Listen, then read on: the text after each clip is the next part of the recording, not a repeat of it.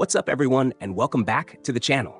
We've got some breaking and very positive updates surrounding Ilia.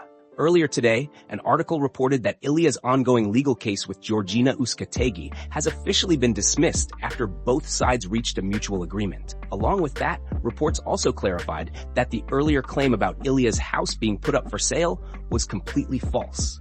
With the case now closed, Ilia is free to return to full-time training at his home, and he wasted no time making that clear. Ilia took to Instagram and posted fresh training photos and videos, confidently captioned, "The champ is back." The post quickly gained traction, and even Marab jumped into the comments with a supportive message, writing, "Let's go, Ilia."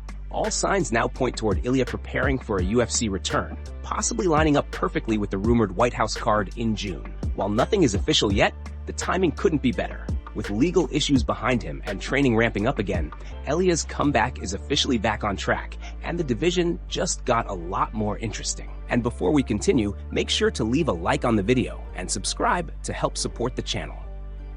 Moving on to another news, the fallout from UFC 324 is still rolling in, and the reactions to the main event couldn't be more divided. Some fans praised the fight for being an all-action war, while others were far less impressed. One of the loudest critics was Colby Covington, who openly mocked the matchup. But now another big name has joined the trash talk. During fight week ahead of his bout with Alfie Davis, Usman Nurmagomedov weighed in on the UFC 324 main event and didn't hold back. Usman said the fight looked like two drunk guys swinging at each other and claimed it would have ended early if he were in there with either man. He added that, based on how the fight played out, he has never considered Paddy Pimblett a top 10 UFC fighter. Usman did give some respect to Justin Gaethje though, crediting him for performing well at 37 years old and acknowledging his toughness and experience. Not everyone sees it that way, however. Michael "Muscle Mike" Chandler had a very different take when speaking with MMA Junkie. Chandler argued that UFC 324 proved two important things. First, that Justin Gaethje is still right at the top of the lightweight division. Second, that Paddy Pimblett showed he is a legitimate contender and far tougher than many people give him credit for. Chandler highlighted how Paddy absorbed heavy shots, got rocked, but kept getting back up and firing back at Gaethje. Going the full 25 minutes in a grueling, back-and-forth fight showed heart, durability, and growth. Chandler admitted that on paper, most people would pick Gaethje to win that fight 9 times out of 10.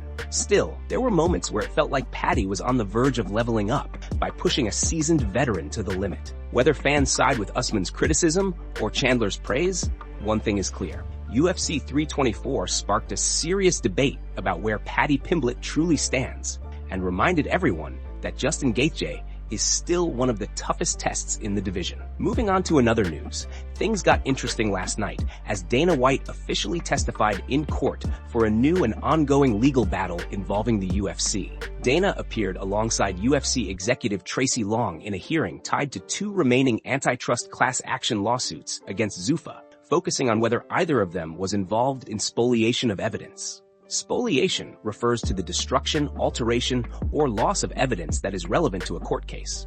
The hearing is connected to lawsuits filed by Kajan Johnson in 2021 and Misha Serkunov in 2025. Both cases are essentially follow-ups to the original EV Zuffa lawsuit, which resulted in TKO settling for $375 million in 2024 over allegations that the UFC violated antitrust laws by using anti-competitive practices to suppress fighter pay.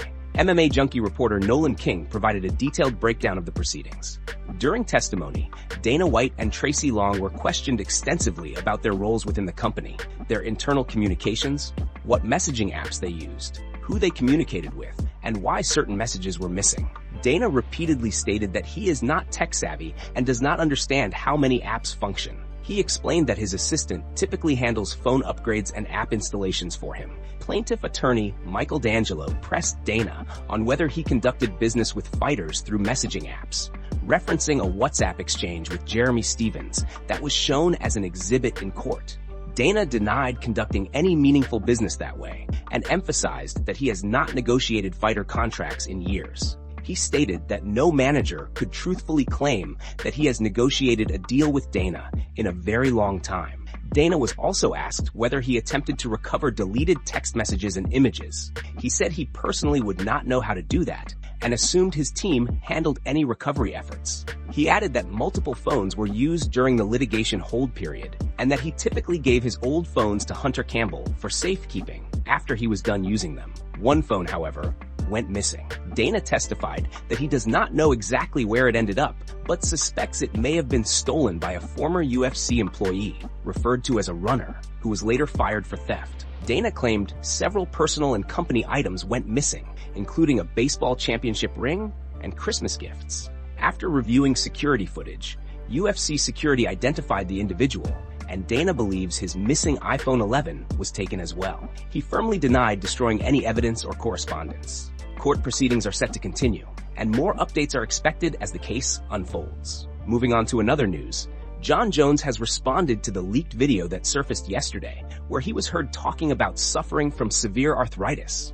According to Jones, the footage was taken from Meta glasses and captured what he believed was a private conversation that was never meant to be recorded or shared publicly. Despite that, Jones has now gone deeper into the situation and confirmed that the information is real. In a follow-up interview with TMZ Sports, Jones explained that the UFC has long been aware of his arthritis and the physical toll his career has taken on him. He said that, like many fighters, he has dealt with injuries quietly for years, describing how a lot of fighters walk around in pain daily and pay a serious price with their health. Jones admitted the arthritis is real, but said he is grateful for every battle scar and would still choose the same path without hesitation. He reflected on his career, stating that even after becoming one of the most accomplished fighters in the sport, critics still accuse him of slowing down. Jones described that as evolution, saying he learned to preserve himself and apply his mindset to life and business outside the octagon.